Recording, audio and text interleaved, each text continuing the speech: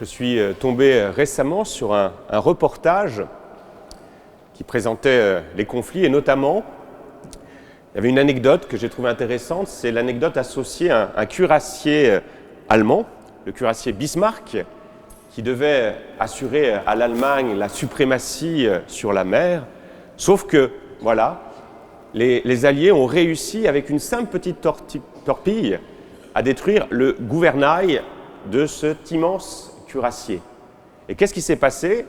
Sans gouvernail, sans direction, eh bien, ce cuirassier a vogué un peu n'importe où, s'est fracassé contre les roches, et à partir de là, il a été très facile de le bombarder et de le détruire. Vous voyez, le gouvernail qui permet au bateau de se diriger, et quand il n'y a plus de gouvernail, quand il n'y a plus personne à la barre, qu'est-ce qui se passe? Eh bien, c'est la fin. C'est le risque, c'est le danger, la possibilité de sombrer. Et dans une certaine mesure, peut-être, c'est ce qui se passe actuellement sous nos yeux, dans notre pays, où malheureusement nous écoutons de moins en moins le bon berger, le bon pasteur, où nous voyons que la foi chrétienne, qui pendant des générations et des générations a pu créer ce lien entre nous, eh bien, ce lien s'est distendu et on a un peu l'impression que, faute de gouvernail, eh bien, nous allons un peu à volo. Il n'y a plus cet sentiment, malheureusement, je le déplore, il n'y a plus ce sentiment qui permet de créer une nation, de créer un peuple autour de valeurs communes. On a vraiment, plus que jamais, je crois, besoin de redécouvrir ce bon berger, ce bon pasteur, et il y a du travail. Hier, je me suis rendu à Saint-Méloire, et à l'entrée de Saint-Méloire, je venais de Saint-Coulon, il y avait un panneau qui indiquait les horaires de messe de Saint-Méloire. Et il y avait marqué 7h, 9h, 11h. Maintenant, il n'y en a plus qu'une tous les 15 jours, à Saint-Méloire. Alors, chez nous, c'est pareil, mais ça dit bien que, voilà, malheureusement, le bon pasteur, il est toujours là, mais malheureusement, on ne l'entend plus. Alors, qu'est-ce qu'apporte le bon pasteur? Qu'est-ce qu'apporte le bon berger? C'est ce que je voudrais essayer de méditer ce matin avec vous. La première chose qu'opère le bon berger, le bon pasteur, c'est de rassembler. Imaginez un troupeau immense qui a tendance à vouloir partir à droite et à gauche. Eh bien, la première mission du bon pasteur, du bon berger, c'est de rassembler son peuple. Et je me pose souvent cette question, qui aujourd'hui est capable de rassembler un peuple aussi différent que celui que nous sommes?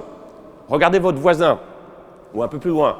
Quand on regarde notre petite paroisse de Cancale, il y a des jeunes, des moins jeunes, il y a des Français, d'autres qui viennent d'autres contrées, il y a des vacanciers, d'autres qui sont en plein travail, en pleine activité, il y a certainement des chefs d'entreprise, il y a des chômeurs. Vous voyez cette variété. Êtes-vous capable de me citer un autre lieu que la messe qui permette de rassembler un peuple aussi différent, avec même par exemple aussi des idées politiques parfois complètement opposées? Dans l'Église, il peut y avoir des très libéraux et des très traditionalistes. Eh bien, on est capable de se rassembler, de se réunir, parce qu'il y a ce bon pasteur, ce bon berger qui vient faire l'unité. Unité qui n'est pas uniformité. Est-ce que vous pourriez me citer un autre lieu qui rassemble autant de disparités? Alors souvent, l'exemple que l'on me donne, c'est quoi à votre avis? C'est le foot, par exemple. Le football. Mais voilà, je ne l'ai pas regardé parce que je ne regarde pas le foot. Voilà, mais qu'importe. C'était PSG-Barça, si je ne me trompe pas. C'est ça? Mais dans le stade, il y avait deux équipes. Donc, dans le stade, il y avait deux parties. Il y avait les pro-Barça et les pro-PSG. Donc, vous voyez, même dans le sport, fondamentalement, il n'y a pas cette unité. Il n'y a pas cette unité. Un meeting politique? Dans un meeting politique, précisément, il n'y a que ceux qui partagent les idées de celui qui vient se présenter, qui se retrouvent dans la salle. Là, regardez dans notre communauté et dans toutes les communautés chrétiennes, cette variété, cette disparité que le Christ vient rassembler. Et quand il n'y a plus ce principe unificateur qu'est la foi, eh bien, on assiste à cette atomisation de notre société, où il y a des petits groupes qui se créent ici ou là. Donc voilà, première chose, la première vertu du bon berger, du bon pasteur, c'est celui qui rassemble, qui crée l'unité à partir de la différence. La deuxième caractéristique pour moi du bon berger, du bon pasteur. Qu'est-ce qu'il fait? Eh bien, le bon berger, le bon pasteur, il vit au milieu de ses brebis. Alors, généralement, le bon berger, le bon pasteur, qu'est-ce qu'il avait comme instrument pour lui permettre d'assurer sa mission de bon berger? Il avait, comment ça s'appelle déjà? J'oublie toujours le terme. Comment? La houlette. La houlette. Vous savez ce que c'est qu'une houlette? Être sous l'expression existe en français. Je suis sous la houlette de quelqu'un. En fait, la houlette, c'était une sorte de grand bâton composé de deux parties. Une première, c'était un crochet qui servait à attraper la patte de la brebis qui avait la fâcheuse tendance à vouloir s'écarter. Et de l'autre côté, il y avait une sorte de petite pelle pour prendre des mottes de terre, pour éventuellement l'envoyer au plus loin, pour indiquer à la brebis qu'elle risquait de partir trop loin, ou éventuellement de faire fuir un prédateur. Donc aujourd'hui, je le dis toujours, hein, nos évêques ont encore une houlette. Ça s'appelle comment la houlette? La crosse.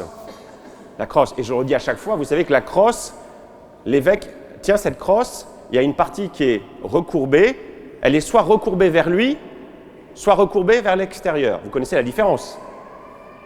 Je l'ai souvent dite. Est-ce que vous connaissez la différence? Si l'évêque vient prêcher, un évêque vient prêcher ici avec la crosse tournée vers lui-même, ça veut dire quoi?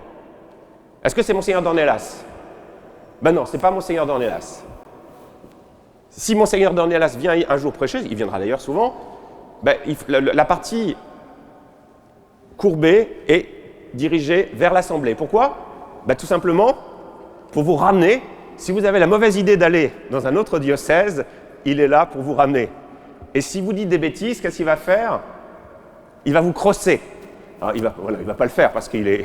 Mais fondamentalement, vous voyez, moi je le retiens de tout cela, c'est ce bon berger, ce bon pasteur qui prend la défense du troupeau qui lui a été confié.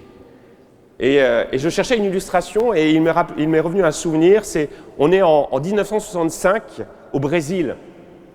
Il y a un jeune évêque qui vient d'être nommé évêque de Recife.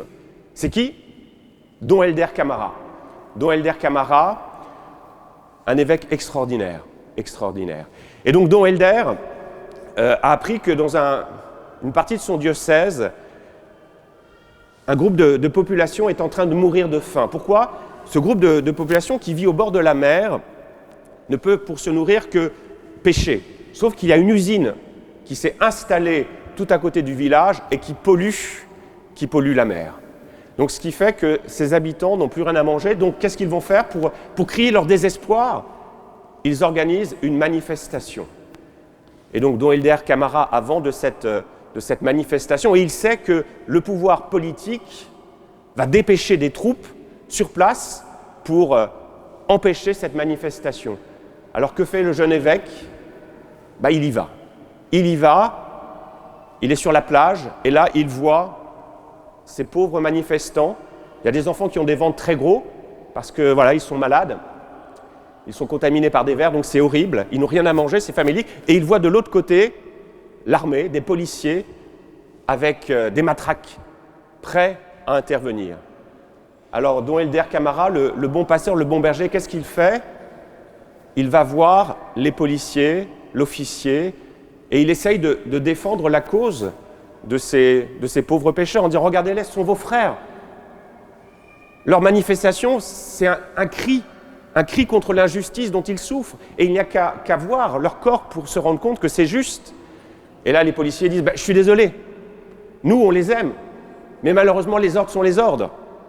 Alors, Dom Helder, certainement avec le souffle de l'Esprit Saint, dit « Oh, d'accord, les manifestations sont interdites, mais est-ce que les processions sont autorisées ?» Alors, qu'est-ce que va faire? Que disent bien sûr les policiers? Ah oui, une procession, ça c'est possible. Alors, le bon berger, Dom Helder, prend 2 planches de bois qu'il trouve sur la plage, il fait une croix, il met des filets sur la croix. Alors, vous voyez, la houlette est devenue cette croix parsemée de filets, et il demande aux policiers en disant « Vous les policiers, je vous propose, c'est encadrer notre procession, et puis comme ça on sera protégé. » Et grâce à Dom Helder Camara, cette manifestation transformée en procession peut avoir lieu, ça fera la une des journaux, et finalement cette usine sera condamnée et devra faire en sorte de ne plus polluer l'eau de mer. Vous voyez, une image pour moi d'un bon berger, d'un bon pasteur qui, muni de sa houlette, muni de sa croix, qui vient prendre la défense de son peuple. Alors quand on prend la défense de son peuple, et c'est aussi une autre caractéristique du bon berger, du bon pasteur, c'est qu'à l'époque de Jésus, le berger, il n'a pas une bonne image de marque. Souvent c'est un voleur, il sent mauvais. Pourquoi il sent mauvais à votre avis ? Parce qu'il vit avec ses brebis, donc il sent mauvais. Et donc on n'aime pas les bons bergers, ce sont vraiment les marginaux. Et j'ouvre une parenthèse, c'est quand même étonnant que les premiers témoins à la nativité de la naissance de Jésus, c'est qui ? Ce sont précisément ces marginaux.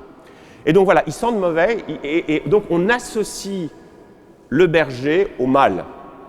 Eh bien le bon berger, le bon pasteur, il doit aussi, c'est ce que nous dit souvent le pape François, il doit sentir l'odeur de la brebis. Voilà. Est-ce que vos pasteurs, est-ce que quand vous voyez Monseigneur, j'en suis sûr, est-ce que vous lui dites, vous sentez l'agneau, vous sentez le mouton ? Ben, c'est ce que vous devriez dire. Et c'est difficile, hein. C'est difficile, hein. Pour revenir encore à Don Helder. Don Helder avait une formule, moi, qui me fait souvent réfléchir. Il disait, Don Helder, quand je prends la défense des pauvres, quand je leur donnais à manger, tout le monde dit que Don Helder est un saint. Mais quand maintenant j'interroge sur les causes de cette pauvreté, on ne dit plus que Don Helder est un saint. On dit quoi ? On dit que Don Helder est un communiste.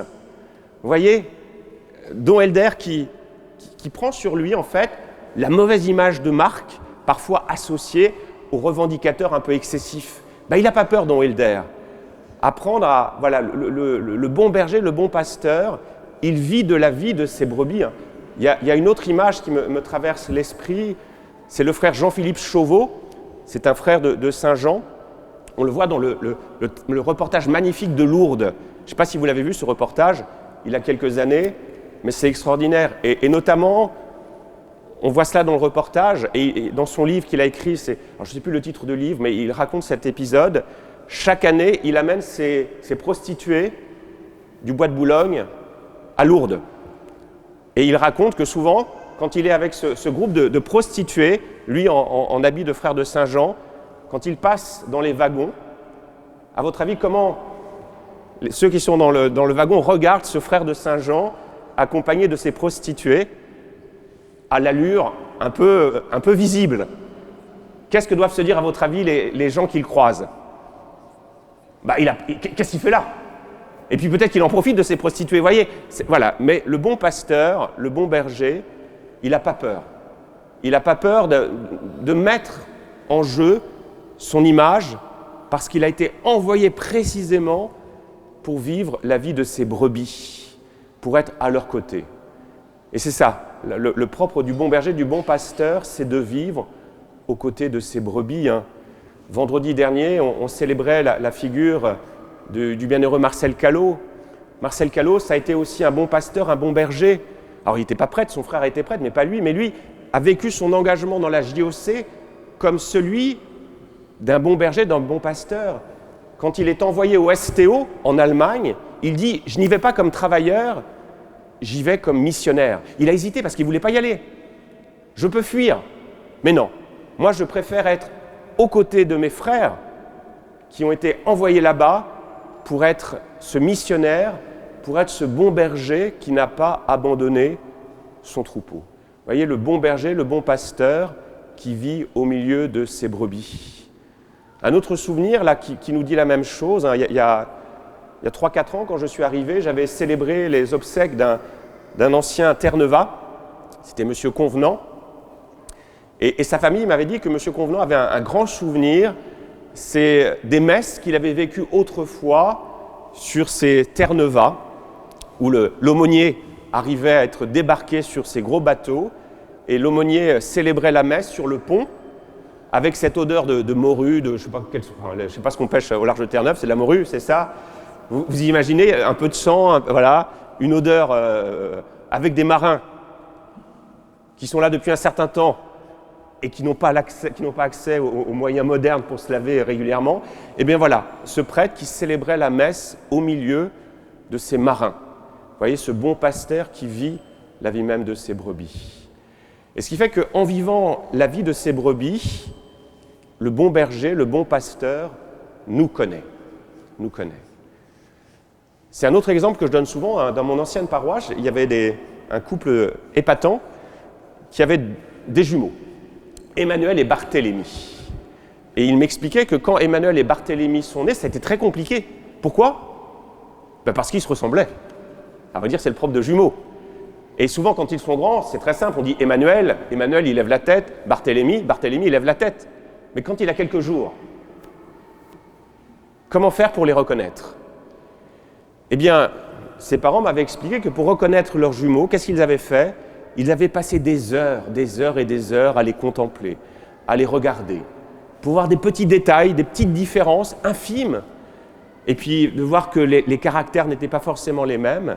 Et à partir de là, d'un seul coup d'œil, parce qu'il y avait eu au préalable ce regard d'amour posé sur eux, eh bien, ils étaient capables de reconnaître qui était Emmanuel, qui était Barthélemy. Eh bien, c'est la même chose pour chacun de nous. Voilà, Dieu prend le temps de nous regarder avec amour.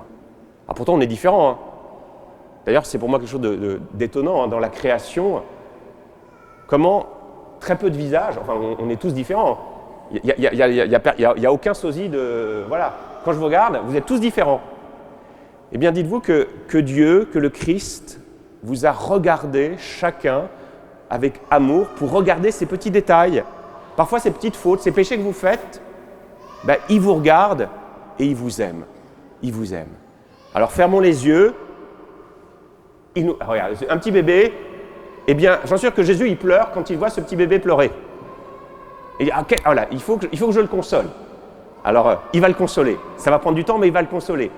Ouais, ce bon berger, ce bon pasteur qui nous connaît, qui nous appelle par notre prénom. Alors, fermons les yeux et entendons le bon pasteur, le bon berger, nous appeler par notre prénom. En nous disant, voilà, je sais que tu n'es pas aussi parfait que tu le voudrais, mais je t'aime. Et je suis mort sur le bois de la croix rien que pour toi. Tu aurais été tout seul sur la terre, que je serais mort pour toi, pour te donner la vie, pour te procurer ce pardon et te réouvrir ces portes du ciel. Eh bien voilà ce bon berger, ce bon pasteur. Et la dernière idée que je vous propose de méditer rapidement ensemble, c'est que ce que nous dit aussi le texte, c'est que le bon berger connaît ses brebis et ses brebis le connaissent. Et ça, c'est la certitude qui est la mienne. Quand on est véritablement disciple du bon berger, du bon pasteur, eh bien, la parole que nous professons, que nous disons, l'évangile que nous voulons vivre, eh bien, elle rejoint tout le monde. Croyant et non croyant, eh bien, tout le monde est sensible à la parole du bon berger, du bon pasteur, parce que tout homme, croyant ou non, a été créé à l'image et à la ressemblance du bon Dieu. Rappelez-vous, hein, les grandes figures de charité, une mère Teresa, une sœur Emmanuelle en France, quand elle parlait sur les plateaux de télévision, tout le monde l'écoutait parce qu'on sentait que c'était vrai. Parce que quand elle parlait des chiffonniers, elle vivait au milieu des chiffonniers. Vous voyez, peut-être que pour aider notre monde, il s'agirait peut-être de faire moins d'homélie, comme ce que je suis en train de faire, mais de retrouver cet amour du bon berger, du bon pasteur qui vit au milieu de ses brebis et qui témoigne par sa vie, qui témoigne par son attention aux autres. Et quand on fait cela, on n'a plus besoin de parler. Il y a une évidence. Même celui qui n'a pas la foi est marqué au cœur par cet exemple, par cette incarnation du bon pasteur. Regardez, au Brésil, l'importance qu'a pu revêtir Dom Helder, qui a pu faire évoluer, même si ça s'est mal fini pour lui, mais qui a pu faire évoluer, parce que tout le monde était touché par la vérité de son cœur. Alors, sachons à notre tour être des bons bergers, des bons pasteurs, chacun là où le Seigneur nous a placés. Hein. Moi, je prie pour être un meilleur pasteur. Il y a du boulot, je vous l'accorde, à Cancale et à Saint-Coulon. Les parents vis-à-vis de leurs enfants, là où vous travaillez, dans les associations où vous êtes engagés, les frères vis-à-vis de vos frères et sœurs. Nous demandons cette grâce au Seigneur. Amen.